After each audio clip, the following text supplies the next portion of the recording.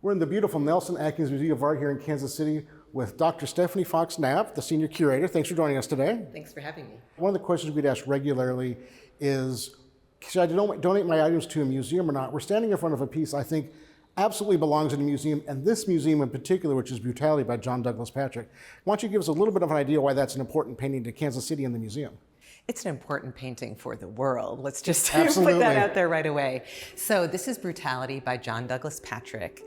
Patrick was an artist who was born in Pennsylvania, and when he was a small child, his family came to Overland Park, Kansas to start farming. So this is a local boy made good on an international scale. He studied art in St. Louis and was so talented that he was encouraged to go to Paris. So this is in the late 19th century. He's studying in Paris at one of the best schools, and while he's there, he's on the streets in Paris and he witnesses a scene just like you see in Brutality, this beating of a horse that's pulling a cart that's heavily laden with rocks. And John Douglas Patrick, being a farm boy himself, had a great sensitivity to animals, and he combined that with his artistic powers. So he knew he wanted to paint a work that would be seen and would be felt. And he first showed this painting in 1888 at the Paris Salon. Then he showed it in Munich. And then he was talking to his parents and he said, boy, this is a work that is going to horrify people when they see it. And he was amazed that it was also accepted in the 1889 Universal Exhibition in Paris, the same one that saw the debut of Gustave Eiffel's Eiffel Tower. When it was shown in the Universal Exposition, people started talking about it, writing about it, and years later in 1895, this painting of this brutal beating of this horse in Paris in front of the Pantheon that you see at the left actually was instrumental in causing there to be legislation against animal cruelty in Paris.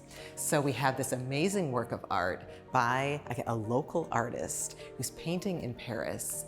The sad tale related to this is that John Douglas Patrick came back to the United States. He was in St. Louis when Brutality won a bronze medal at the Universal Exposition.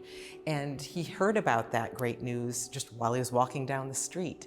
He needed to return here to help family. He was hospitalized for a while.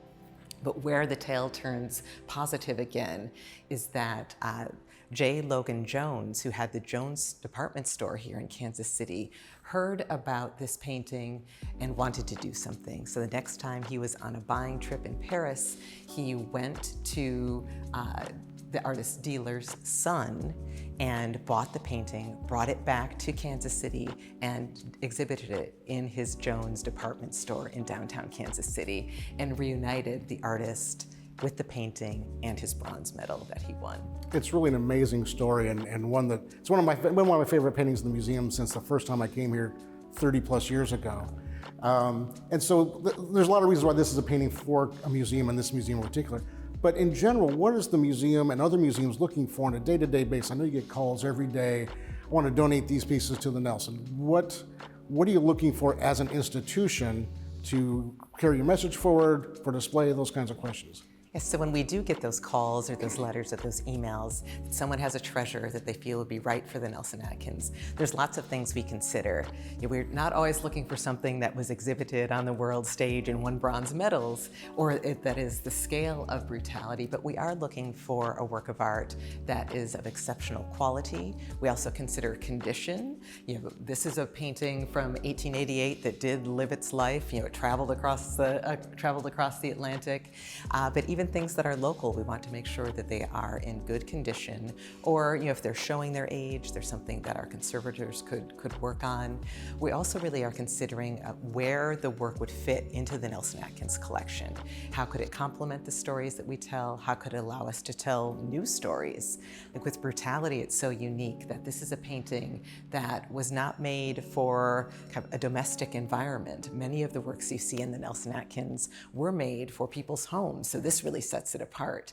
So we like to think about how it can shape the ways that we see the art of this nation.